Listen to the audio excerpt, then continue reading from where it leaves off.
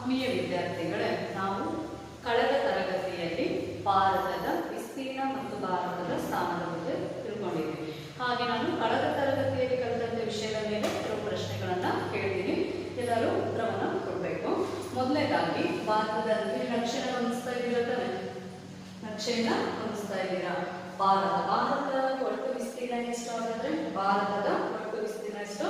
32,87,263 ಚದರ ಕಿಲೋಮೀಟರ್ ವಿಸ್ತೀರ್ಣವನ್ನು ಭಾರತ ಹೊಂದಿದೆ. ಭಾರತದ ಒಟ್ಟು ವಿಸ್ತೀರ್ಣ ಎಷ್ಟಾಗಾದ್ರೆ 32,87,263 ಚದರ ಕಿಲೋಮೀಟರ್ ವಿಸ್ತೀರ್ಣವನ್ನು ಭಾರತ ಹೊಂದಿದೆ. ಹಾಗೆ ಭಾರತದ ಆಗ್ನೇಯ ಭಾಗದಲ್ಲಿರುವಂತಹ ರಾಷ್ಟ್ರ ಯಾವುದು? ಆಗ್ನೇಯ ಭಾಗದಲ್ಲಿರುವಂತಹ ರಾಷ್ಟ್ರ ಯೋಚನೆ ಮಾಡ್ತಿದ್ದೀರಾ? ಯಾವುದಾದ್ರೆ ಭಾರತದ ಆಗ್ನೇಯ ಭಾಗದಲ್ಲಿರುವ ರಾಷ್ಟ್ರ ಯಾವ್ದಪ್ಪ ಅಂದ್ರೆ ಶ್ರೀಲಂಕಾ. ಗಮನಿಸ್ತಾ ಇದ್ದೀರಾ? ಶ್ರೀಲಂಕಾ ರಾಷ್ಟ್ರ. ಹಾಗೆ ಭಾರತದ ಮಧ್ಯ ಭಾಗದಲ್ಲಿ ಹಾದು ಹೋಗಿರುವಂತಹ ಅಕ್ಷಾಂಶ ಯಾವುದು? ಭಾರತದ ಮಧ್ಯ ಭಾಗದಲ್ಲಿ ಹಾದು ಹೋಗಿರುವಂತಹ ಅಕ್ಷಾಂಶ ಯಾವುದು? ಭಾರತದ ಮಧ್ಯ ಭಾಗದಲ್ಲಿ ಹಾದು ಹೋಗಿರುವಂತಹ ಅಕ್ಷಾಂಶ ಯಾವುದಾದ್ರೆ 23.5 ಡಿಗ್ರಿ. 23.5 ಡಿಗ್ರಿ ಕರ್ಕಟಕ ಸಂಕ್ರಾಂತಿ ವೃತ್ತ. 23.5 ಡಿಗ್ರಿ ಕರ್ಕಟಕ ಸಂಕ್ರಾಂತಿ ವೃತ್ತವು ಭಾರತದ ಮಧ್ಯ ಭಾಗದಲ್ಲಿ ಹಾದು ಹೋಗಿರುವಂತದ್ದು. ಗೊತ್ತಾಯ್ತಾ? ಗಮನಿಸಿದ್ರೆ ಹಾಗೆ ಭಾರತದಲ್ಲಿ ಹೊಸದಾಗಿ ಸೇರ್ಪಡೆಯಾದಂತಹ ರಾಜ್ಯ ಯಾವುದು? ತೆಲಂಗಾಣ. ಯಾವ ರಾಜ್ಯ? ತೆಲಂಗಾಣ ರಾಜ್ಯ. ಹೀಗೆ ನಾವು ಹಿಂದಿನ ತರಗತಿಯಲ್ಲಿ ಭಾರತದ ಸ್ಥಾನ ಮತ್ತು ವಿಸ್ತೀರ್ಣ ಹಾಗೆ ಭಾರತದ ನೆರೆಯ ರಾಷ್ಟ್ರಗಳ ಬಗ್ಗೆ ನಾವು ತಿಳ್ಕೊಂಡ್ವಿ. ಭಾರತದ ನೆರೆಯ ರಾಷ್ಟ್ರಗಳು ಎಷ್ಟಿದಾವೆ? 7. ಆ ನೆರೆಯ ರಾಷ್ಟ್ರಗಳು ಯಾರು ಅಂದ್ರೆ ಪಾಕಿಸ್ತಾನ, ಅಫ್ಘಾನಿಸ್ತಾನ, ಚೀನಾ, ನೇಪಾಳ, ಭೂತಾನ್, ಬಾಂಗ್ಲಾ, ಬರ್ಮಾ, ಯಾವುದು ಮಯನ್ಮಾರ್ ಅಂತ ಕರೀತೀವಿ. ಈ ರೀತಿ 7 ರಾಷ್ಟ್ರಗಳು ಮತ್ತು ಶ್ರೀಲಂಕಾ, ಹೀಗೆ 7 ನೆರೆಯ ರಾಷ್ಟ್ರಗಳನ್ನು ನಾವು ನೋಡ್ತಾ ಇದ್ವಿ. ಈ 10ನೇ ತರಗತಿಯ ವಿಭಾಗದಲ್ಲಿ ಬರುವಂತಹ 10ನೇ ತರಗತಿಯ ಭೂಗೋಳಶಾಸ್ತ್ರ ವಿಭಾಗದಲ್ಲಿ ಬರುವಂತಹ 2ನೇ ಅಧ್ಯಾಯವಾದ ಭೂಗೋಳಶಾಸ್ತ್ರದ 2ನೇ ಅಧ್ಯಾಯವಾದ ಭಾರತದ ಮೇಲ್ಮೈ ಲಕ್ಷಣಗಳು. ಅಧ್ಯಾಯ 2 ಭಾರತದ ಮೇಲ್ಮೈ ಲಕ್ಷಣಗಳ ಬಗ್ಗೆ ನಾವು ಈ ಅವಧಿಯಲ್ಲಿ ಮತ್ತೊಂದಿಷ್ಟು ಮಾಹಿತಿಯನ್ನ ಪಡೆಯೋಣ. ಭಾರತದ ಮೇಲ್ಮೈ ಲಕ್ಷಣಗಳು. ಈ ಅಧ್ಯಾಯದಲ್ಲಿ ಬರುವಂತ ಭಾರತದ ಮೇಲ್ಮೈ ಲಕ್ಷಣಗಳ ಅಧ್ಯಾಯದಲ್ಲಿ ಬರುವಂತಹ ಪ್ರಮುಖ ಫಲಿತಾಂಶಗಳನ್ನು ಗಮನಿಸೋದಾದ್ರೆ ಭಾರತದ ಭೂಸ್ವರೂಪ, ಭಾರತದ ಭೂಸ್ವರೂಪಗಳ ಸಾಮಾನ್ಯ ಲಕ್ಷಣಗಳು. ಭಾರತದ ಭೂಸ್ವರೂಪಗಳ ಸಾಮಾನ್ಯ ಲಕ್ಷಣಗಳು. ಭಾರತದ ಪ್ರಾಕೃತಿಕ ವಿಭಾಗ, ಭಾರತದ ಪ್ರಾಕೃತಿಕ ವಿಭಾಗಗಳು. ಪ್ರಾಕೃತಿಕ ವಿಭಾಗಗಳ ಪ್ರಾಮುಖ್ಯತೆಗಳು. ಭಾರತದ ಪ್ರಾಕೃತಿಕ ವಿಭಾಗಗಳ ಪ್ರಾಮುಖ್ಯತೆಗಳ ಬಗ್ಗೆ ನಾವು ಅಧ್ಯಯನ ಮಾಡೋಣ. ಭಾರತ ಒಂದು ವಿಶಾಲವಾದ ರಾಷ್ಟ್ರ. ಭಾರತ ಒಂದು ವಿಶಾಲವಾದಂತಹ ರಾಷ್ಟ್ರ. ಹಾಗೆ ಭಾರತವು ವಿವಿಧ ಭೂಸ್ವರೂಪಗಳನ್ನ ಹೊಂದಿದೆ. ಭಾರತವು ವಿವಿಧ ಭೂಸ್ವರೂಪಗಳನ್ನ ಹೊಂದಿರುವಂತದ್ದನ್ನು ಭಾರತ ಒಂದು ವಿಶಾಲವಾದ ದೇಶ. ಹಾಗೆ ವಿವಿಧ ಭೂಸ್ವರೂಪಗಳನ್ನ ಹೊಂದಿದೆ. ಅವು ಪರ್ವತಗಳು, ಪ್ರಸ್ಥಭೂಮಿ, ಮೈದಾನ, ಕರಾವಳಿ ಮೈದಾನಗಳನ್ನ ಒಳಗೊಂಡಿದೆ. ಭಾರತ ಪ್ರಸ್ಥಭೂಮಿ, ಪರ್ವತಗಳು, ಉತ್ತರದಲ್ಲಿ ಹಿಮಾಲಯ ಪರ್ವತಗಳು, ಈ ರೀತಿ ಪರ್ವತಗಳು, ಪ್ರಸ್ಥಭೂಮಿ ಮಧ್ಯದಲ್ಲಿ ಪ್ರಸ್ಥಭೂಮಿಗಳನ್ನ, ಮೈದಾನಗಳನ್ನ ಹಾಗೆ ಕರಾವಳಿ ಮೈದಾನಗಳನ್ನ ಇವೆಲ್ಲವುಗಳನ್ನ ಭಾರತ ಒಳಗೊಂಡಿದೆ. ಭಾರತ ಒಂದು ವಿಶಾಲವಾದ ದೇಶ. ಇವು ದೇಶದ ನದಿ ವ್ಯವಸ್ಥೆ ಚಿತ್ರವನ್ನು ನೋಡ್ತಾ ಇದ್ದೀರಲ್ವಾ? ನದಿ ವ್ಯವಸ್ಥೆ.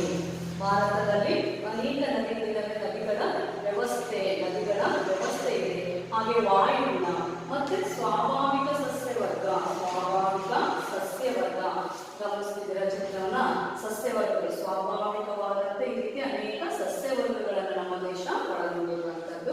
ಹಾಗೆ ಕೃಷಿ, ಸಾರಿಗೆ ಮತ್ತು ಪ್ರಾಣಿ ವರ್ಗ. ಸಸ್ಯವರ್ಗ, ಪ್ರಾಣಿ ವರ್ಗ ಚಿತ್ರವನ್ನು ನೋಡ್ತಾ ಇದ್ದೀರಲ್ಲ? ಸಸ್ಯವರ್ಗ, ಪ್ರಾಣಿ ವರ್ಗ, ಸಾರಿಗೆ, ಕೃಷಿ, ಹಾಗೆ ವಿವಿಧ ಮಣ್ಣುಗಳು, ವಿವಿಧ ರೀತಿಯ ಮಣ್ಣುಗಳನ್ನು ಕೂಡ ಒಳಗೊಂಡಿರುವಂಥದ್ದು. ಈ ರೀತಿ ಭಾರತ ಒಂದು ವಿಶಾಲವಾದ ದೇಶ. ಪರ್ವತಗಳು, ಪ್ರಸ್ಥಭೂಮಿ, ಮೈದಾನ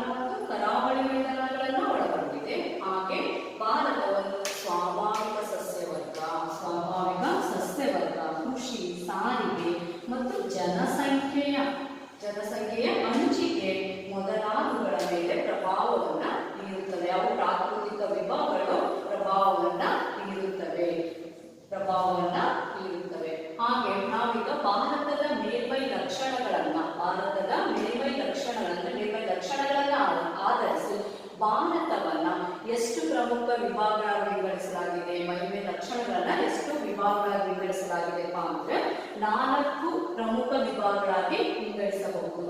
ಮೇಲ್ಮೈ ಲಕ್ಷಣಗಳನ್ನ ಆಧರಿಸಿ ಭಾರತವನ್ನು 4 ಪ್ರಮುಖ ವಿಭಾಗಗಳಾಗಿ ವಿಂಗಡಿಸಬಹುದು.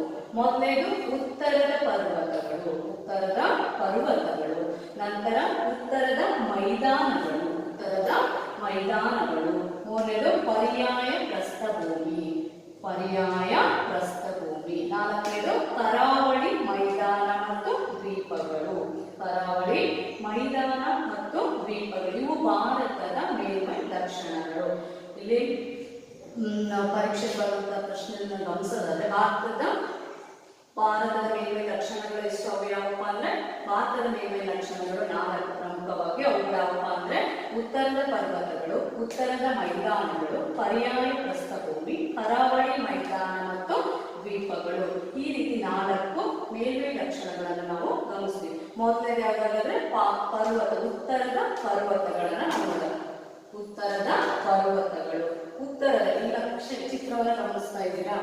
ಭಾರತದ ಒಟ್ಟು ವಿಸ್ತೀರ್ಣ ಎಷ್ಟು ಅಂತ ಹೇಳಿದ್ವಿ ನಾವಾಗಲೇ? 32,87,269 ಚದರ ಕಿಲೋಮೀಟರ್ ವಿಸ್ತೀರ್ಣವನ್ನ ಭಾರತ ಹೊಂದಿದೆ. ಹಾಗೆ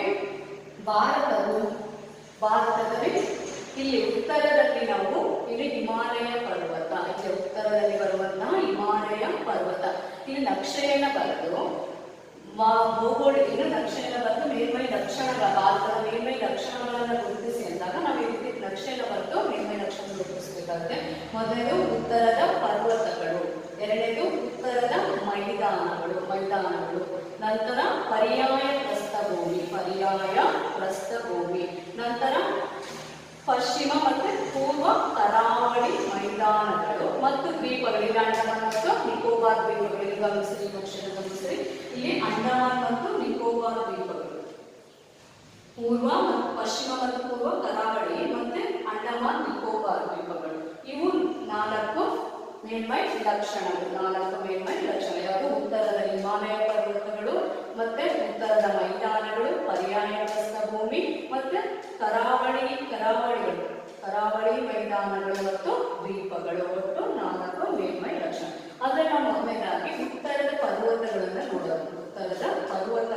ಗಮನಿಸೋದಂದ್ರೆ ಉತ್ತರದ ಪರ್ವತಗಳು ಹಿಮಾಲಯದ ಪರ್ವತ ಶ್ರೇಣಿಯಲ್ಲಿ 3 ಸಮಾನಾಂತರ ಸರಣಿಗಳಿವೆ. ಹಿಮಾಲಯ ಪರ್ವತ ಶ್ರೇಣಿಯಲ್ಲಿ 3 ಸಮಾನಾಂತರ ಶ್ರೇಣಿಗಳಿದಾವಪ್ಪ ಅಂದ್ರೆ 3 ಸಮಾನಾಂತರ ಶ್ರೇಣಿಗಳು. ಅವ್ಯಾವಂದ್ರೆ ಮಹಾ ಹಿಮಾಲಯ, ಒಳ ಹಿಮಾಲಯ, ಶಿವಾಲಿಕ್ ಬೆಟ್ಟಗಳು, ಮಹಾ ಹಿಮಾಲಯ, ಒಳ ಹಿಮಾಲಯ, ಶಿವಾಲಿಕ್ ಬೆಟ್ಟಗಳು. ಹಾಗೆ ನಾವು ಮೊದಲನೇದು ಹಿಮಾಲಯ ಪರ್ವತ ಶ್ರೇಣಿಗಳಲ್ಲಿ 3 ಸಮಾನಾಂತರ ಸರಣಿಗಳಾದ್ರೆ ಯಾವ್ಯಾವು? ಮೊದಲನೇದು ಮಹಾ ಹಿಮಾಲಯ, ಒಳ ಹಿಮಾಲಯ, ಶಿವಾಲಿಕ್ ಬೆಟ್ಟಗಳು.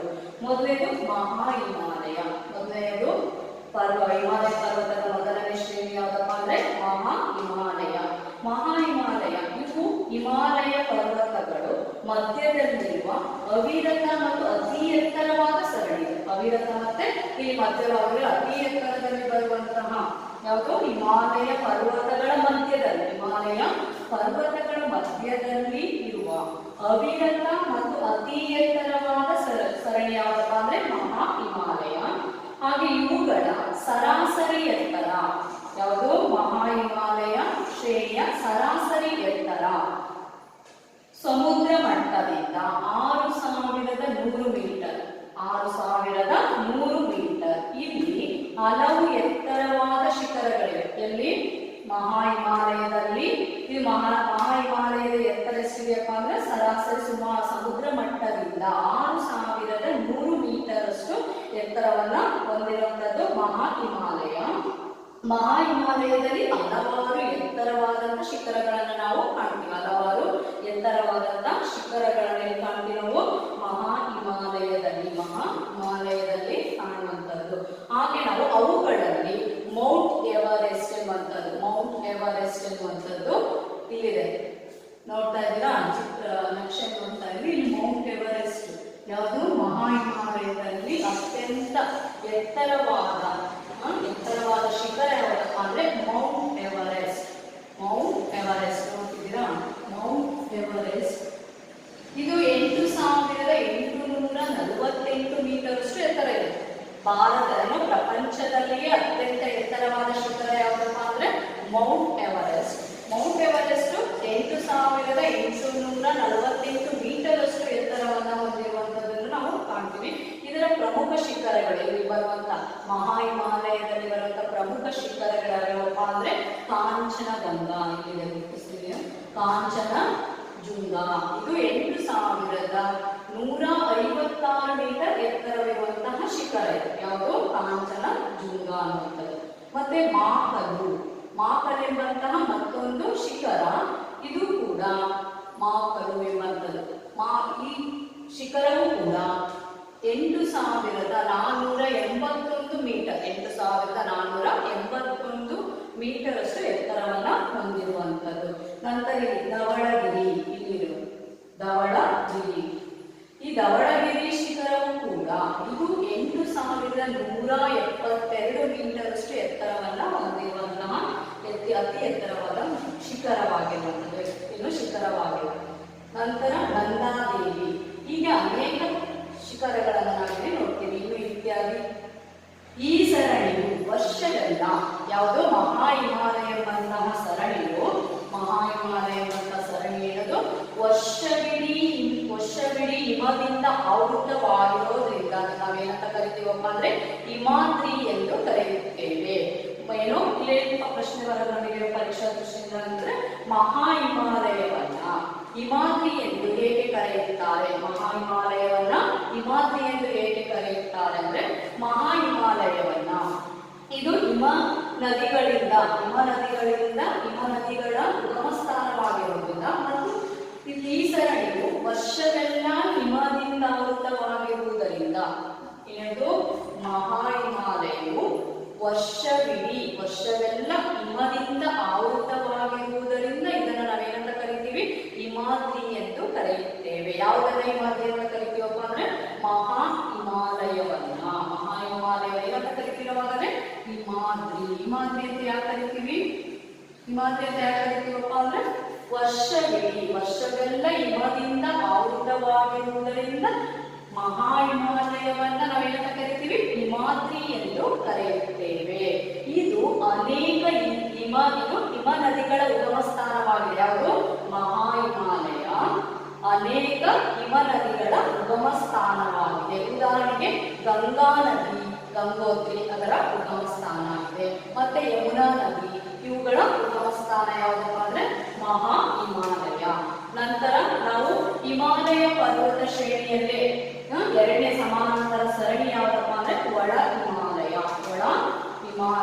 ಈ ಒಳ ಹಿಮಾಲಯವು ಮಹಾ ಹಿಮಾಲಯ ಏನು ಒಳ ಹಿಮಾಲಯವು ಇದು ಮಹಾ ಹಿಮಾಲಯದ ದಕ್ಷಿಣದಲ್ಲಿದೆ. ಮಹಾ ಹಿಮಾಲಯದ ಇಲ್ಲಿ ದಕ್ಷಿಣ ಭಾಗದಲ್ಲಿ ಬರುವಂತದ್ದು, ದಕ್ಷಿಣ ಭಾಗದಲ್ಲಿದೆ. ಇದನ್ನ ಹಿಮಾಚಲ್ ಸರಣಿ ಎಂದು ಕರಿತೀವಿ. ಹಿಮಾಚಲ್ ಸರಣಿ ಎಂದು ಕರಿತೀವಿ. ಯಾವುದನ್ನ ಹಿಮಾಚಲ್ ಸರಣಿ ಎಂದು ಕರೆಯುತ್ತೀವಿ ನಾವಾಗಂದ್ರೆ ಒಳ ಹಿಮಾಲಯವನ್ನ. ಒಳ ಹಿಮಾಲಯ ಏನಂತ ಕರಿತೀವಿ? ಹಿಮಾಚಲ ಸರಣಿ ಎಂದು ಕರೆಯುತ್ತೀವಿ. ಸುಮಾರು ಇದು 60ರಿಂದ 80 ಕಿಲೋಮೀಟರ್, 60ರಿಂದ 80 ಕಿಲೋಮೀಟರ್ ಅಗಲ ಮತ್ತು 1500ರಿಂದ 4500 ಕಿಲೋಮೀಟರ್ ಎತ್ತರವಾಗಿದೆ. ಒಳ ಹಿಮಾಲಯದ ಎತ್ತರ ಎಷ್ಟಿದೆಯಪ್ಪ ಹಾಗಾದ್ರೆ?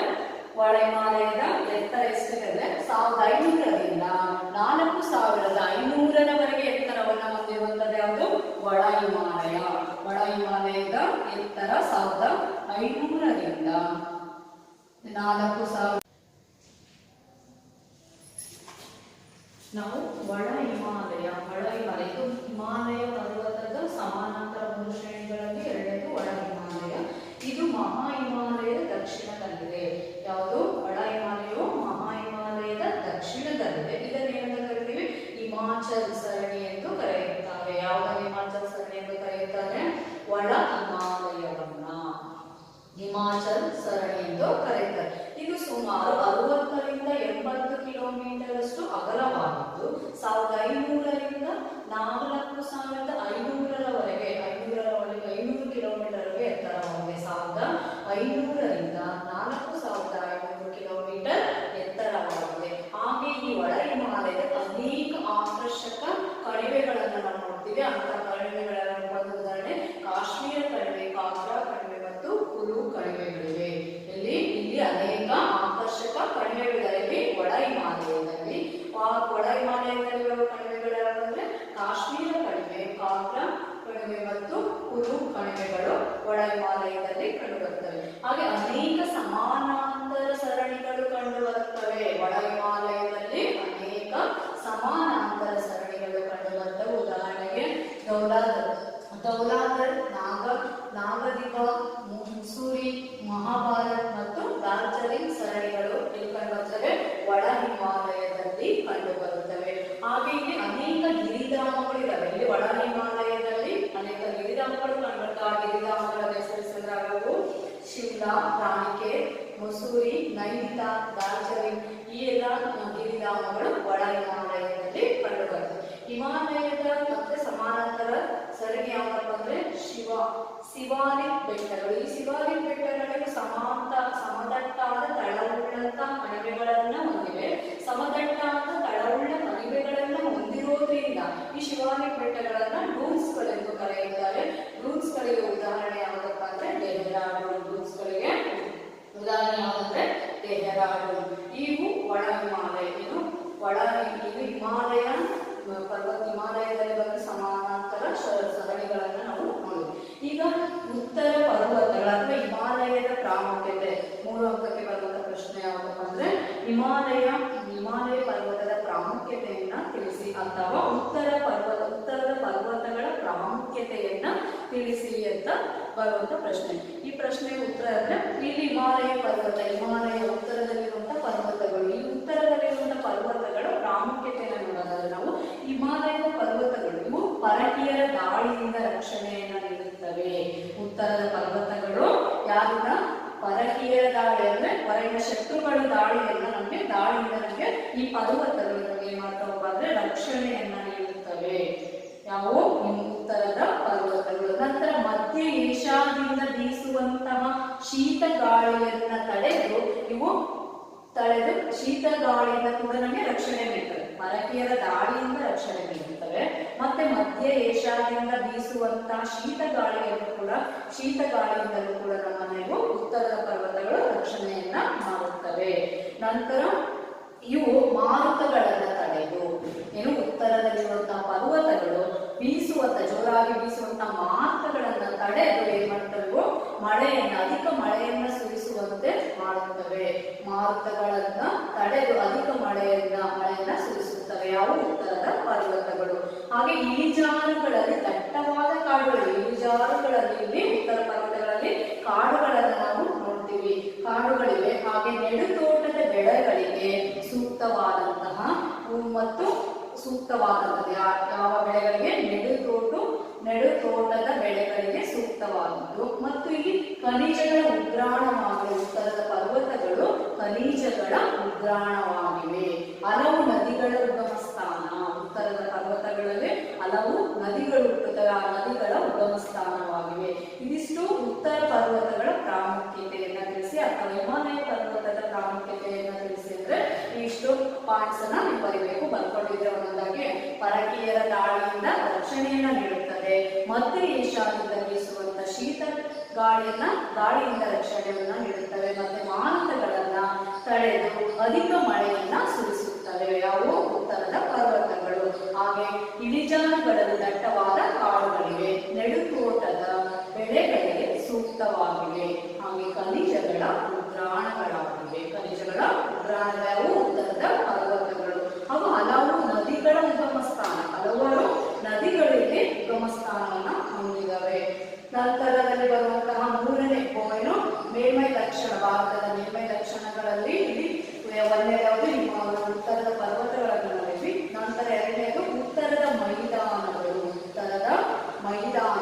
ಉತ್ತರದ ಮೈದಾನಗಳು ಹಿಮಾಲಯ ಪರ್ವತ ಮತ್ತು ಪರ್ಯಾಯ ಪ್ರಸ್ಥಭೂಮಿಯ ನಡುವೆ ವಿಸ್ತರಿಸಿದೆ. ಇಲ್ಲಿ ಉತ್ತರದಲ್ಲಿ ನಾವು ನೋಡ್ತಾ ಇದ್ದೀವಿ, ನಕ್ಷೆನ ಗಮನಿಸ್ತಾ ಇದ್ದೀರಾ, ಚಿತ್ರವನ್ನು ಗಮನಿಸ್ತಾ ಇದ್ದೀರಾ.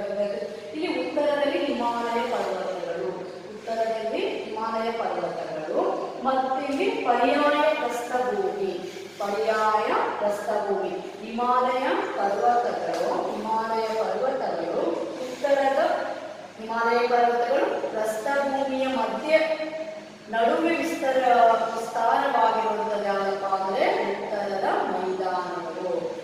ನೋಡ್ತಾ ಇದ್ದೀರಾ, ಎಲ್ಲಿ ಉತ್ತರ ಹಿಮಾಲಯ ಪರ್ವತಗಳು ಮತ್ತೆ ಪರ್ಯಾಯ ಪ್ರಸ್ಥಭೂಮಿಯ ನಡುವೆ ವಿಸ್ತರಿಸಿರುವಂತದ್ದು ಯಾವುದು? ಉತ್ತರದ ಮೈದಾನಗಳು, ಉತ್ತರದ ಮೈದಾನಗಳು. ಇಲ್ಲಿ ಸಟ್ಲೇಜ್, ಗಂಗಾ, ಬ್ರಹ್ಮಪುತ್ರ ಈ ಮೂರು ನದಿಗಳ ಸಂಚಯ ಕಾರ್ಯದಿಂದ, ಯಾವ ಮೂರು ನದಿಗಳು? ಸಟ್ಲೇಜ್, ಗಂಗಾ, ಬ್ರಹ್ಮಪುತ್ರ, ಸಟ್ಲೇಜ್, ಗಂಗಾ, ಬ್ರಹ್ಮಪುತ್ರ ಈ ಮೂರು ನದಿಗಳ ಸಂಚಯನ ಕಾರ್ಯದಿಂದ ವಿಶಾಲವಾದ ಮೆಕ್ಕಲು ಮಣ್ಣು ಮೈದಾನ ನಿರ್ಮಾಣವಾಗಿದೆ. ಇಲ್ಲಿ ವಿಶಾಲವಾದ ಮೆಕ್ಕಲು ಮಣ್ಣಿನ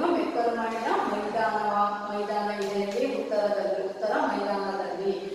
ಹಾಗೆ ಪೂರ್ವದಿಂದ ಪಶ್ಚಿಮದವರೆಗೆ 2500 ಕಿಲೋಮೀಟರ್ ಉದ್ದಕ್ಕೆ ಹರಡಿದೆ. ಇಲ್ಲಿ ಪೂರ್ವದಿಂದ ಪಶ್ಚಿಮವಾಗಿ 2500 ಕಿಲೋಮೀಟರ್ ಉದ್ದಕ್ಕೆ ಹರಡಿದೆ. ಯಾವುದು? ಉತ್ತರದ ಮೈದಾನಗಳು. ಹಾಗೆ ಸರಾಸರಿ ಅಗಲವನ್ನು ನೋಡೋದಾದ್ರೆ 240ರಿಂದ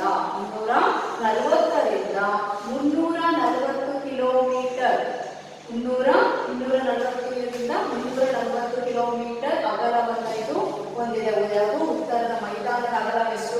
ಒಂದು ಪ್ರಶ್ನೆ ಕೇಳೋದಾದ್ರೆ ಉತ್ತರ ಮೈದಾನದ ಅಗಲವೆಷ್ಟು ಅಂದ್ರೆ 240ರಿಂದ 340 ಕಿಲೋಮೀಟರ್ ಅಷ್ಟು ಉತ್ತರದ ಮೈದಾನದ ಅಗಲವನ್ನು ಹೊಂದಿರುವಂತದ್ದು. ಹಾಗೆ ಉದ್ದ ನೋಡೋದಾದ್ರೆ ಪೂರ್ವದಿಂದ ಪಶ್ಚಿಮವಾಗಿ 2500 ಕಿಲೋಮೀಟರ್ ಉದ್ದ ಇದು ಹರಡಿರುವಂತದ್ದು. ಇನ್ನು ಇದರ ಈ ಪ್ರದೇಶವನ್ನ ಸುಮಾರು 7 ಲಕ್ಷ ಚದರ ಕಿಲೋಮೀಟರ್ ಪ್ರದೇಶವನ್ನ ಆವರಿಸಿದೆ. ಉತ್ತರ ಮೈದಾನ ಸುಮಾರು ಸರಾಸರಿ ಎಷ್ಟಪ್ಪ ಅಂದ್ರೆ 7 ಲಕ್ಷ ಚದರ ಕಿಲೋಮೀಟರ್ ವಿಸ್ತರಣೆಯನ್ನ ಇದು ಹೊಂದಿದೆ. ಉತ್ತರ ಮೈದಾನದ ವಿಸ್ತರಣೆ ಎಷ್ಟಿದೆ ಅಂದ್ರೆ 7 ಲಕ್ಷ ಚದರ ಕಿಲೋಮೀಟರ್ ವಿಸ್ತರಣೆಯನ್ನ ಇದು ಹೊಂದಿದೆ. ಇದು ಸಮತಟ್ಟಾದ ಮೈದಾನ. ಉತ್ತರದ ಮೈದಾನ ಏನಾದರೂ ಸಮತಟ್ಟಾಗಿದೆ. ಉತ್ತರದ ಮೈದಾನ ಸಮತಟ್ಟಾದ ಮೈದಾನ. ಇದರ ಮೇಲ್ಭಾಗದಲ್ಲಿ ಎಲ್ಲಿಯೂ ಕಲ್ಲುಗಳು ಕಂಡು ಬರುವುದಿಲ್ಲ. ಉತ್ತರ ಮೈದಾನದಲ್ಲಿ ಸಮತಟ್ಟಾಗಿರೋದ್ರಿಂದ ಇದರ ಮೇಲ್ಭಾಗದಲ್ಲಿ ಯಾವುದೇ ರೀತಿಯ ಕಲ್ಲುಗಳು ಕಂಡು ಬರುವುದಿಲ್ಲ. ಹಾಗೆ ನಾವು ಉತ್ತರ ಮೈದಾನದ ರಚನೆ ಬಗ್ಗೆ ತಿಳ್ಕೊಂಡ್ವಿ. ಇಲ್ಲಿ ಉತ್ತರ ಮೈದಾನದ ರಚನೆಯನ್ನ ತಿಳಿಸಿ ಅಂತ ಕೇಳ್ತಾರೆ ಪ್ರಶ್ನೆ. ಪರೀಕ್ಷೆಗೆ ಬರೋದಂತಹ ಪ್ರಶ್ನೆ ಯಾವ್ದಪ್ಪ ಅಂದ್ರೆ 2ನೇ ಪ್ರಶ್ನೆ. ಉತ್ತರದ ಮೈದಾನದ ರಚನೆಯನ್ನ ತಿಳಿಸಿ ಅಂದ್ರೆ ಏನ್ ಬರಬೇಕು? ಹಿಮಾಲಯ ಪರ್ವತಗಳು ಮತ್ತು ಪರ್ಯಾಯ ಪ್ರಸ್ಥಭೂಮಿ ಇವೆರಡರ ನಡುವೆ ಏನಾಗಿದೆ? ಉತ್ತರದ ಮೈದಾನಗಳು ವಿಸ್ತರಿಸಿವೆ. ನಂತರ ಇದು 3 ನದಿಗಳ ಸಂಚಯನ ಕಾರ್ಯದಿಂದ ನಿರ್ಮಾಣಗೊಂಡಿದೆ. ಯಾವ 3 ನದಿಗಳು? ಸಟ್ಲೇಜ್, ಗಂಗಾ, ಬ್ರಹ್ಮಪುತ್ರ ನದಿಗಳ ಸಂಚಯನದಿಂದ ಈ ಉತ್ತರದ ಮೈದಾನ ನಿರ್ಮಾಣಗೊಂಡಿದೆ. ನಂತರ ಇದು ಮೆಕ್ಕಲು ವಿಶಾಲವಾದ ಪ್ರಪಂಚದ ಅತಿ ವಿಶಾಲವಾದ ಮೆಕ್ಕಲು ಮಣ್ಣಿನ ಮೈದಾನವಾಗಿದೆ. ಯಾವುದು? ಉತ್ತರದ ಮೈದಾನಗಳು. ಹಾಗೆ ಪೂರ್ವದಿಂದ ಪಶ್ಚಿಮವಾಗಿ 2500 ಕಿಲೋಮೀಟರ್ ಉದ್ದಕ್ಕೆ ಹರಡಿದೆ. ಸರಾಸರಿ ಅಗಲ 240ರಿಂದ 340 ಕಿಲೋಮೀಟರ್ ಅಗಲ ಇದೆ. ನಂತರ ಸುಮಾರು 7 ಲಕ್ಷ ಚದರ ಕಿಲೋಮೀಟರ್ ಪ್ರದೇಶವನ್ನ ಇದು ಆವರಿಸಿದೆ. ಸಮತಟ್ಟಾದ ಮೈದಾನ ಇದು. ಆದರೆ ಇದರ ಮೇಲ್ಭಾಗದಲ್ಲಿ ಯಾವುದೇ ರೀತಿಯ ಕಲ್ಲುಗಳು ಕಂಡುಬರುವುದಿಲ್ಲ. ಇದು ಇದರ ರಚನೆ ಆಯಿತು. ಉತ್ತರ ಮೈದಾನಗಳ ರಚನೆ ಆಯಿತು. ಇನ್ನು ಇದರ ಪ್ರಾಮುಖ್ಯತೆ ಅಥವಾ ಇದರ ಮಹತ್ವ, ಇದರ ಪ್ರಯೋಜನಗಳು ಮಹತ್ವವನ್ನು ತಿಳಿಯೋದಾದ್ರೆ ಉತ್ತರದ ಮೈದಾನವು ಕೃಷಿಗೆ ಉಪಯುಕ್ತ. ಏನು 3 ನದಿಗಳ ಸಂಚಯನ ಕಾರ್ಯದಿಂದ ಇದೊಂದು ಪ್ರಪಂಚದಲ್ಲೇ ಅತಿ ವಿಶಾಲವಾದ ಮೆಕ್ಕಲು ಮಣ್ಣಿನ ಮೈದಾನ ಅಂತ ಹೇಳಿದ್ವಿ ನಾವು. ಯಾವುದನ್ನ? ಉತ್ತರದ ಮೈದಾನಗಳು. ಇಲ್ಲಿ ಅತಿ ಫಲವತ್ತಾದಂತಹ ಮೆಕ್ಕಲು ಮಣ್ಣಿನ ಮೈದಾನವಾಗಿರೋದ್ರಿಂದ ಇದು ಕೃಷಿಗೆ ಹೆಚ್ಚು ಉಪಯುಕ್ತವಾಗಿದೆ. ಈ ಮೈದಾನಗಳು ಹೆಚ್ಚು ಕೃಷಿಗೆ ಉಪಯುಕ್ತವಾಗಿವೆ. ಸಾರಿಗೆ ಸಂಪರ್ಕಕ್ಕೆ ಯೋಗ್ಯವಾಗಿದೆ. ಇಲ್ಲಿ ಯಾವ ಸಮತಟ್ಟಾಗಿರೋದಿಲ್ಲ, ಸಾರಿಗೆ ಮತ್ತು ಸಂಪರ್ಕಕ್ಕೆ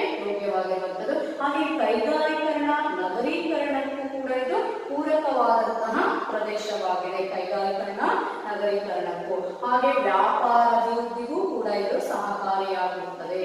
ಹಾಗೆ ಇಲ್ಲಿ ಅನೇಕ ಯಾತ್ರಾ ಸ್ಥಳಗಳಿವೆ. ಉತ್ತರದ ಮೈದಾನಗಳಲ್ಲಿ ಅನೇಕ ಯಾತ್ರಾ ಸ್ಥಳಗಳನ್ನು ನಾವು ಇಲ್ಲಿ ಕಾಣ್ತೀವಿ. ಇದು ಉತ್ತರ ಮೈದಾನಗಳ ಪ್ರಾಮುಖ್ಯತೆ. ಉತ್ತರ ಮೈದಾನಗಳ ಪ್ರಾಮುಖ್ಯತೆಯನ್ನ ತಿಳಿಸಿ ಅಂದ್ರೆ ಏನ್ ಹೇಳ್ಬೇಕು?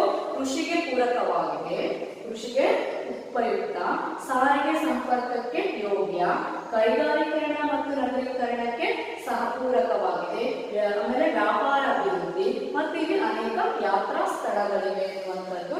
ಇದಿಷ್ಟು ಇದರ ಉಪಯುಕ್ತತೆಯನ್ನ ನಾವು ತಿಳಿದ್ವಿ. ಇನ್ನು ಭಾರತದ ಮೇಲ್ಮೈ ಲಕ್ಷಣಗಳಲ್ಲಿ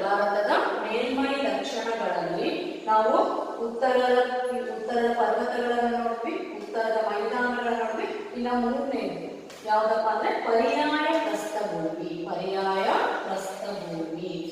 ಭಾರತದ ಪ್ರಾಕೃತಿಕ ವಿಭಾಗಗಳಲ್ಲೇ ಅತ್ಯಂತ ವಿಶಾಲವಾದದ್ದು ಯಾವ್ದಪ್ಪ ಅಂದ್ರೆ ಪರ್ಯಾಯ ಪ್ರಸ್ಥಭೂಮಿ. ಯಾವುದು? ಪರ್ಯಾಯ ಪ್ರಸ್ಥಭೂಮಿ. ಇದು ಭಾರತದ ಪ್ರಾಕೃತಿಕ ವಿಭಾಗಗಳಲ್ಲೇ ಅತ್ಯಂತ ವಿಶಾಲವಾದದ್ದು. ಇದು ಗೋಂಡ್ವಾನ ಭೂಭಾಗಕ್ಕೆ ಸೇರಿದ್ದು. ಇದು ಯಾವ ಭೂಭಾಗಕ್ಕೆ ಸೇರಿದೆಪ್ಪ ಅಂದ್ರೆ ಪರ್ಯಾಯ ಪ್ರಸ್ಥಭೂಮಿ ಗೋಂಡ್ವಾನ ಭೂಭಾಗಕ್ಕೆ ಸೇರಿದ್ದು. ಇದು ಪುರಾತನ ಶಿಲೆಗಳಿಂದ ರಚನೆಯಾದಂತಹ ಪ್ರಸ್ಥಭೂಮಿ ಯಾವುದು ಅಂತಾನು ಕೇಳ್ತಾರೆ. ಯಾವ್ದಾದ್ರೆ ಪರ್ಯಾಯ ಪ್ರಸ್ಥಭೂಮಿ. ಪರ್ಯಾಯ ಪ್ರಸ್ಥಭೂಮಿ ಯಾವ ಭೂಭಾಗಕ್ಕೆ ಸೇರಿದೆ ಹಾಗಾದ್ರೆ ಅದು ಗೋಂಡ್ವಾನ ಭೂಭಾಗಕ್ಕೆ ಸೇರಿದೆ. ಇದು ಪುರಾತನ ಶಿಲೆಗಳಿಂದ ರಚನೆಯಾಗಿದೆ. ಹಾಗೆ ಉತ್ತರ ಮೈದಾನದಿಂದ ದಕ್ಷಿಣದ ಭಾಗದಲ್ಲಿದೆ. ಉತ್ತರ ಮೈದಾನದಿಂದ ದಕ್ಷಿಣ ಭಾಗದಲ್ಲಿದೆ ಸುಮಾರು 16 ಲಕ್ಷ ಚದರ ಕಿಲೋಮೀಟರ್ ಪ್ರದೇಶವನ್ನ ಆವರಿಸಿದೆ. ಇಲ್ಲಿ ಪರ್ಯಾಯ ಪ್ರಸ್ಥಭೂಮಿಯ ವಿಸ್ತೀರ್ಣ ಎಷ್ಟಿದೆಯಪ್ಪ ಅಂದ್ರೆ 16 ಲಕ್ಷ ಚದರ ಕಿಲೋಮೀಟರ್ ವಿಸ್ತೀರ್ಣವನ್ನ ಹೊಂದಿರುವಂತದ್ದು ಪರ್ಯಾಯ ಪ್ರಸ್ಥಭೂಮಿ. ಇದು ಯಾವ ಆಕೃತಿಯಲ್ಲಿದೆ? ತ್ರಿಕೋನಾಕೃತಿಯಲ್ಲಿ ಇರುವಂತದ್ದು. ಯಾವುದು? ತ್ರಿಕೋನ ಆಕೃತಿಯಲ್ಲಿರುವಂತದ್ದು ಯಾವುದು? ಪರ್ಯಾಯ ಪ್ರಸ್ಥಭೂಮಿ. ಇದು ದಕ್ಷಿಣದ ತುದಿಯಲ್ಲಿ ಏನಿದೆ? ಕನ್ಯಾಕುಮಾರಿ ಭೂಷಿತವಾಗಿದೆ. ಪರ್ಯಾಯ ಪ್ರಸ್ಥಭೂಮಿಯ ದಕ್ಷಿಣದ ತುದಿಯಲ್ಲಿರುವಂತಹ ಭೂಷಿತ ಯಾವ್ದಾದ್ರೆ ಕನ್ಯಾಕುಮಾರಿ. ಇದು ಆಕಾರದಲ್ಲಿ ಯಾವ ಆಕೃತಿಯಿಂದ ಕಾಣಬೇಕಪ್ಪ ಅಂದ್ರೆ ತ್ರಿಕೋನಾಕೃತಿಯಲ್ಲಿ ಇರುವಂತದ್ದು. ಹಾಗೆ ಇದು ಪುರಾತನ ಶಿಲೆಗಳಿಂದ ನಿರ್ಮಿತವಾದಂತ ಪ್ರಸ್ಥಭೂಮಿಯಾಗಿದೆ. ಇದು ಗೋಂಡ್ವಾನ ಭೂಭಾಗಕ್ಕೆ ಸೇರಿದಾಗಿದೆ.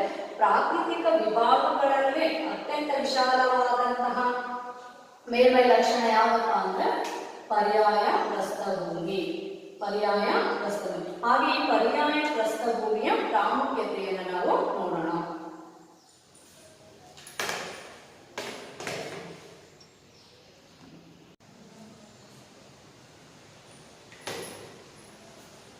ಪರ್ಯಾಯ ಪ್ರಸ್ಥಭೂಮಿ ಭಾರತದ ಪ್ರಾಕೃತಿಕ ವಿಭಾಗಗಳಲ್ಲಿ ಅತ್ಯಂತ ವಿಶಾಲವಾದದ್ದು. ಯಾವುದು? ಪರ್ಯಾಯ ಪ್ರಸ್ಥಭೂಮಿ. ಉತ್ತರದ ಪರ್ವತಗಳು ಮತ್ತು ಉತ್ತರದ ಮೈದಾನಗಳು. ಮೂರನೇದು ಪ್ರಾಕೃತಿಕ ವಿಭಾಗ ಯಾವುದು ಅಂದ್ರೆ ಪರ್ಯಾಯ ಪ್ರಸ್ಥಭೂಮಿ. ಈ ಪರ್ಯಾಯ ಪ್ರಸ್ಥಭೂಮಿ ಭಾರತದ ಪ್ರಾಕೃತಿಕ ವಿಭಾಗಗಳಲ್ಲೇ ಅತ್ಯಂತ ವಿಶಾಲವಾದದ್ದು. ಇದು ಗೋಂಡ್ವಾನ ಭೂಭಾಗಕ್ಕೆ ಸೇರಿರುವಂತದ್ದು. ಇದು ಪುರಾತನ ಶಿಲೆಗಳಿಂದ ರಚಿತವಾಗಿರುವಂತದ್ದು. ಇದು ಉತ್ತರದ ಮೈದಾನದಿಂದ ದಕ್ಷಿಣ ಭಾಗದಲ್ಲಿದೆ. ಸುಮಾರು 16 ಲಕ್ಷ ಚದರ ಕಿಲೋಮೀಟರ್ ವಿಸ್ತೀರ್ಣವನ್ನ ಯಾವುದು? ಪರ್ಯಾಯ ಪ್ರಸ್ಥಭೂಮಿಯು ಹೊಂದಿರುವಂತದ್ದು. ಇದು ತ್ರಿಕೋನ ಆಕೃತಿಯಲ್ಲಿದ್ದು ಇದು ಇದರ ದಕ್ಷಿಣ ತುದಿಯು ಕನ್ಯಾಕುಮಾರಿ ಭೂಷಿತವಾಗಿದೆ. ಗಮನಿಸ್ತಾ ಇದ್ದೀರಾ ಚಿತ್ರದಲ್ಲಿ? ಕನ್ಯಾಕುಮಾರಿ ಭೂಷಿತವಾಗಿದೆ. ಅನೇಕ ಬೆಟ್ಟಗಳು ಪ್ರಸ್ಥಭೂಮಿಗಳಿಂದ ಮತ್ತು ಆವರಿಸಿರುವಂತದ್ದು ಯಾವುದು? ಪರ್ಯಾಯ ಪ್ರಸ್ಥಭೂಮಿ. ಅನೇಕ ಬೆಟ್ಟಗಳು ಮತ್ತು ಪ್ರಸ್ಥಭೂಮಿಗಳಿಂದ. ಉದಾಹರಣೆ ಅರಾವಳಿ, ವಿಂಧ್ಯ ಮತ್ತು ಸಾತ್ಪುರ ಪಶ್ಚಿಮ ಘಟ್ಟಗಳು, ಪೂರ್ವ ಘಟ್ಟಗಳಿಂದ ಇದು ಆವೃತವಾಗಿದೆ. ಇಲ್ಲಿ ಚಿತ್ರ ಗಮನಿಸ್ತಾ ಇದ್ದೀರಾ? ಅಕ್ಷರ ಗಮನಿಸಿ. ವಿಂಧ್ಯ ಪರ್ವತ, ಸಾತ್ಪುರ, ಅರಾವಳಿ ಬೆಟ್ಟ, ವಿಂಧ್ಯ ಮತ್ತೆ ಸಾತ್ಪುರ ಈ ರೀತಿ ಹಾಗೂ ಪೂರ್ವ ಮತ್ತೆ ಪಶ್ಚಿಮ ಘಟ್ಟಗಳು, ಪೂರ್ವ ಪಶ್ಚಿಮ ಘಟ್ಟಗಳು ಈ ರೀತಿ ಯಾವುದು ಅರಾವಳಿ, ವಿಂಧ್ಯ, ಸಾತ್ಪುರ, ಪಶ್ಚಿಮ ಘಟ್ಟ ಮತ್ತೆ ಪೂರ್ವ ಘಟ್ಟಗಳಿಂದ ಇದು ಯಾವುದು ಪರ್ಯಾಯ ಪ್ರಸ್ಥಭೂಮಿಯು ಆವರಿಸಿರುವಂಥದ್ದು. ಹಾಗೆ ಚೋಟ ನಾಗಪುರ ಸರಣಿ ಈ ಭಾಗದಲ್ಲಿರುವಂಥದ್ದು ಚೋಟ ನಾಗಪುರ ಸರಣಿ. ಗಮನಿಸ್ತಾ ಇದ್ದೀರಾ, ಚಿತ್ರ ನೋಡ್ತಾ ಇದ್ದೀರಾ ನಕ್ಷೆನ? ಚೋಟ ನಾಗಪುರ ಸರಣಿ ಇರುವಂಥದ್ದು. ಹಾಗೆ ದಕ್ಕನ್ ಪ್ರಸ್ಥಭೂಮಿ, ಯಾವುದು ದಕ್ಕನ್ ಪ್ರಸ್ಥಭೂಮಿ ಗಮನಿಸ್ತಾ ಇದ್ದೀರಾ ಚಿತ್ರದಲ್ಲಿ? ದಕ್ಕನ್ ಪ್ರಸ್ಥಭೂಮಿ, ದಕ್ಕನ್ ಪ್ರಸ್ಥಭೂಮಿ ಮತ್ತೆ ಇಲ್ಲಿ ಅರಾವಳಿ ಸರಣಿ, ಅರಾವಳಿ ಸರಣಿ ಈ ಭಾಗದಲ್ಲಿ ಅರಾವಳಿ ಸರಣಿ ಪುರಾತನ ಮಡಿಕೆ ಪರ್ವತವಾಗಿದ್ದು, ಅರಾವಳಿ ಸರಣಿ ಪುರಾತನ ಮಡಿಕೆ ಪರ್ವತವಾಗಿದ್ದು ದೇಶದ ವಾಯುವ್ಯ ಭಾಗದಲ್ಲಿದೆ, ದೇಶದ ವಾಯುವ್ಯ ಭಾಗದಲ್ಲಿದ್ದು ಅಬು ಪರ್ವತಗಳಲ್ಲಿ ಇರುವಂತಹ ಗುರು ಶಿಖರ, ಅತಿ ಎತ್ತರವಾದಂತಹ ಶಿಖರ ಇದೆ. ಅರಾವಳಿ ಪರ್ವತದಲ್ಲಿ ಬರುವಂತಹ ಗುರು ಶಿಖರವನ್ನು ನಾವು ನೋಡ್ತಾ ಇದ್ದೀವಿ. ಈ ಗುರು ಶಿಖರ ಅತಿ ಎತ್ತರವಾದ ಶಿಖರವಾಗಿದೆ. 1772 ಮೀಟರ್ಷ್ಟು ಇದು ಎತ್ತರವನ್ನು ಹೊಂದಿರುತ್ತದೆ. ಯಾವುದು ಗುರು ಶಿಖರ. ಇಲ್ಲಿ ಅರಾವಳಿ ಪರ್ವತ, ಯಾವುದು ಅಬು ಪರ್ವತಗಳಲ್ಲಿರುವ ಗುರು ಶಿಖರ, ಅಬು ಪರ್ವತಗಳಲ್ಲಿರುವ ಗುರು ಶಿಖರ ಇದು ಅತಿ ಎತ್ತರವಾದ ಶಿಖರ. ಇದು 1772 ಮೀಟರ್ಷ್ಟು ಎತ್ತರವನ್ನ ಹೊಂದಿದೆ. ಯಾವುದು ಗುರು ಶಿಖರ. ಹಾಗೆ ವಿಂಧ್ಯ ಸರಣಿ, ಕೆಳಗೆ ವಿಂಧ್ಯ ಸರಣಿ. ಈ ವಿಂಧ್ಯ ಸರಣಿಯಲ್ಲಿ ನರ್ಮದಾ ನದಿ, ತಾಪಿ ನದಿ, ನರ್ಮದಾ ನದಿ ಕಣಿವೆಯ ಉತ್ತರದಲ್ಲಿ, ನರ್ಮದಾ ನದಿ ಕಣಿವೆಯ ಉತ್ತರದ ಅಂಚಿಗೆ ಹೋದಂತೆಲ್ಲ ಹೊಂದಿಕೊಂಡಿದ್ದು ಹಬ್ಬಿರುವಂಥದ್ದು. ವಿಂಧ್ಯ ಸರಣಿಯು ನರ್ಮದಾ ನದಿ ಕಣಿವೆಯ ಉತ್ತರದ ಅಂಚಿಗೆ ಹೊಂದಿಕೊಂಡು ಹಬ್ಬಿರುವಂಥದ್ದು. ಹಾಗೆ ಇವುಗಳಲ್ಲಿ ದಕ್ಷಿಣಕ್ಕೆ ನರ್ಮದಾ, ತಪತಿ ನದಿಗಳಿವೆ. ಇಲ್ಲಿ ದಕ್ಷಿಣಕ್ಕೆ ಬಂದ್ರೆ ಯಾವ ನದಿ? ನರ್ಮದಾ ನದಿ. ಗಮನಿಸ್ತೀವಿ, ನರ್ಮದಾ ನದಿ ಮತ್ತೆ ಇಲ್ಲಿ ತಪತಿ ನದಿ, ನರ್ಮದಾ ನದಿ ಮತ್ತು ತಪತಿ ನದಿಗಳನ್ನು ನಾವು ನೋಡ್ತೀವಿ. ಪೂರ್ವ ಪಶ್ಚಿಮವಾಗಿ ಸಾತ್ಪುರ ಸರಣಿಗಳಿವೆ. ಪಶ್ಚಿಮ ಘಟ್ಟಗಳು ತಾಪಿ ನದಿ ಕಣಿವೆಯಿಂದ ಕನ್ಯಾಕುಮಾರಿವರೆಗೆ, ತಾಪಿ ನದಿಯ ಕಣಿವೆಯಿಂದ ಕನ್ಯಾಕುಮಾರಿ ಭೂಶಿರದವರೆಗೆ, ತಾಪಿ ನದಿ ಕಣಿವೆಯಿಂದ ಕನ್ಯಾಕುಮಾರಿ ಭೂಶಿರದವರೆಗೆ ಪಶ್ಚಿಮ ಕರಾವಳಿಗಳು ಸಮತಟ್ಟಾಗಿದ್ದಾವೆ, ಸಮಾನಾಂತರವಾಗಿ ಹಬ್ಬಿವೆ. ಪಶ್ಚಿಮ ಘಟ್ಟಗಳು ಸಮಾನಾಂತರವಾಗಿ ಹಬ್ಬಿವೆ. ಈ ಭಾಗ ನೋಡ್ತೀವಿ. ಪಶ್ಚಿಮ ಘಟ್ಟಗಳು ಎಲ್ಲಿಂದ? ತಾಪಿ ನದಿಯಿಂದ ಕನ್ಯಾಕುಮಾರಿಯ ಭೂಶಿರದವರೆಗೆ ಪಶ್ಚಿಮ ಘಟ್ಟಗಳು ಸಮಾನಾಂತರವಾಗಿ ಹಬ್ಬಿವೆ. ಯಾವ ಪಶ್ಚಿಮ ಘಟ್ಟಗಳು ನೋಡ್ತಾ ಇದ್ದೇವೆ. ಇಲ್ಲಿಂದ ತಾಪಿ ನದಿಯಿಂದ ಇಲ್ಲಿ ಕನ್ಯಾಕುಮಾರಿ ಭೂಶಿರದವರೆಗೆ ಸಮತಟ್ಟಾಗಿ ಸಮಾನಾಂತರವಾಗಿ ಹಬ್ಬಿವೆ. ಯಾವ ಪಶ್ಚಿಮ ಘಟ್ಟಗಳು ಸಮಾನಾಂತರವಾಗಿ ಹಬ್ಬಿರುವುದನ್ನು ನಾವು ನೋಡ್ತಾ ಇದ್ದೀವಿ. ಸಮಾನಾಂತರವಾಗಿ ಇರುವಂಥದ್ದು. ಹಾಗೆ ಇವುಗಳನ್ನು ನಾವು ಹೇಳ್ತೀವಿ ಸಹ್ಯಾದ್ರಿ ಸರಣಿ ಎಂತಲೂ ಕರಿತೀವಿ. ಯಾವುಗಳನ್ನ? ಪಶ್ಚಿಮ ಘಟ್ಟಗಳನ್ನ ಸಹ್ಯಾದ್ರಿ ಸರಣಿ ಅಂತಲೂ ನಾವು ಕರಿತೀವಿ. ಇವು ನಿರಂತರ ಸರಣಿಗಳು. ಇವೆಂತ ಸರಣಿಗಳು? ಪಶ್ಚಿಮ ಘಟ್ಟಗಳು ನಿರಂತರ ಸರಣಿಗಳು. ಇವು ಪಶ್ಚಿಮ ಭಾಗದಲ್ಲಿ ಕಡಿದಾಗಿವೆ. ಇಲ್ಲಿ ಅಣೈಮಲೈ ಬೆಟ್ಟಗಳಲ್ಲಿರುವಂತಹ ಅಣೈಮುಡಿ ಎಂಬಂಥದ್ದು ಇದು 2695 ಮೀಟರ್ ಅಷ್ಟು ದಕ್ಷಿಣದಲ್ಲಿರೋದು. ದಕ್ಷಿಣ ಭಾರತದಲ್ಲಿ ಅತಿ ಎತ್ತರವಾದ ಶಿಖರ ಯಾವುದಪ್ಪ ಅಂದ್ರೆ ಅಣೈಮುಡಿ. ಯಾವುದು ಅತಿ ಎತ್ತರವಾದಂತಹ ಶಿಖರ ಯಾವುದಪ್ಪ ಅಂದ್ರೆ ಅಣೈಮುಡಿ ಎಂಬಂಥದ್ದು ದಕ್ಷಿಣ ಭಾರತದಲ್ಲಿ ಅತಿ ಎತ್ತರವಾದಂತಹ ಶಿಖರ. ಪೂರ್ವ ಘಟ್ಟಗಳು ಭಾರತದ ಪೂರ್ವ ಕರಾವಳಿಗೆ ಹೊಂದಿಕೊಂಡಂತೆ. ಏನು? ಪೂರ್ವ ಘಟ್ಟಗಳು ಭಾಗದಲ್ಲಿ ಪೂರ್ವ ಘಟ್ಟಗಳು ನೋಡ್ತಾ ಇದ್ದೀವಿ ನಾವು. ಪೂರ್ವ ಘಟ್ಟಗಳು ಭಾರತದ ಪೂರ್ವ ಕರಾವಳಿ. ಇಲ್ಲಿ ಇದು ಪೂರ್ವ ಕರಾವಳಿ ನಾವು ನೋಡ್ತಿದ್ದೀವಲ್ಲ, ಇದು ಪೂರ್ವ ಕರಾವಳಿ, ಇದು ಪೂರ್ವ ಘಟ್ಟಗಳು. ಪೂರ್ವ ಕರಾವಳಿ ಪೂರ್ವ ಘಟ್ಟಗಳು ಪೂರ್ವ ಕರಾವಳಿಗೆ ಹೊಂದಿಕೊಂಡಂತೆ ಹಬ್ಬಿವೆ. ಉತ್ತರದಲ್ಲಿ ಮಹಾನದಿ ಕಣಿವೆಯಿಂದ ನೀಲಗಿರಿ, ಉತ್ತರದಲ್ಲಿ ಮಹಾನದಿ ಕಣಿವೆಯಿಂದ ಇಲ್ಲಿ ಬರುವಂತ ನೀಲಗಿರಿ ಬೆಟ್ಟಗಳವರೆಗೆ ವಿಸ್ತರಿಸಿದೆ. ನೀಲಗಿರಿ ಬೆಟ್ಟಗಳವರೆಗೆ ಇದು ವಿಸ್ತರಿಸಿರುವಂತದ್ದು. ಉತ್ತರದಲ್ಲಿ ಮಹಾನದಿ ಕಣಿವೆಯಿಂದ ನೀಲಗಿರಿ ಬೆಟ್ಟಗಳವರೆಗೆ ವಿಸ್ತರಿಸಿದೆ. ಪಶ್ಚಿಮ ಘಟ್ಟಗಳು, ಈ ಭಾಗದಲ್ಲಿ ಪಶ್ಚಿಮ ಘಟ್ಟಗಳು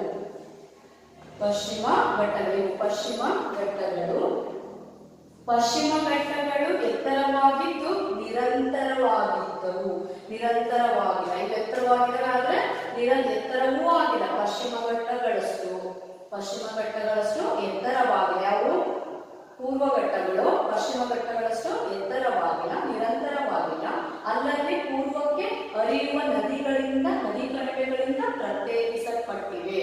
ಇಲ್ಲಿ ಪರೀಕ್ಷೆಗೆ ಸಂಬಂಧಪಟ್ಟಂತ ಪ್ರಶ್ನೆ ಆಗಬೇಕಂದ್ರೆ ಪೂರ್ವ ಘಟ್ಟ ಮತ್ತೆ ಪಶ್ಚಿಮ ಘಟ್ಟಗಳಿರುವ ವ್ಯತ್ಯಾಸಗಳನ್ನ ಕೇಳ್ತಾರೆ.